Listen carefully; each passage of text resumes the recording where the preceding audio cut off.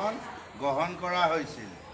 সেই উদ্দেশ্যে আজি সমগ্ৰ ভাৰতবৰ্ষত আমাৰ ভাৰতীয় সংবিধানখনক আমি কেনেকৈ বচাই ৰাখিব পাৰোঁ বা আমাৰ দেশৰ যি সাৰ্বভৌমত্ব আমি কেনেকৈ সদায় অক্ষুণ্ণ ৰাখিব পাৰোঁ, তাৰ বাবেই আমি আজি এটি সংকল্প ল'বলৈ আগবাঢ়িছোঁ।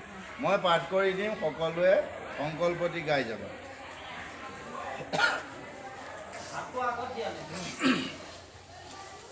সংবিধান দিৱসৰ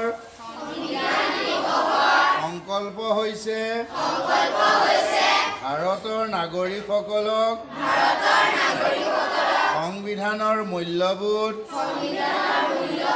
ন্যায়, স্বাধীনতা, সমতা আৰু ভাতৃত্ববোধৰ প্ৰতি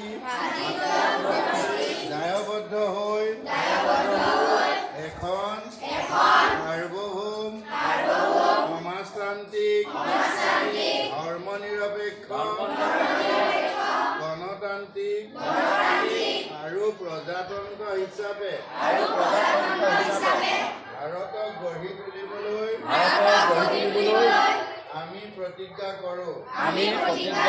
ইয়াৰ লগতে নাগৰিকসকলক সংবিধানৰ প্ৰতি সন্মান প্ৰদৰ্শন কৰিবলৈ আৰু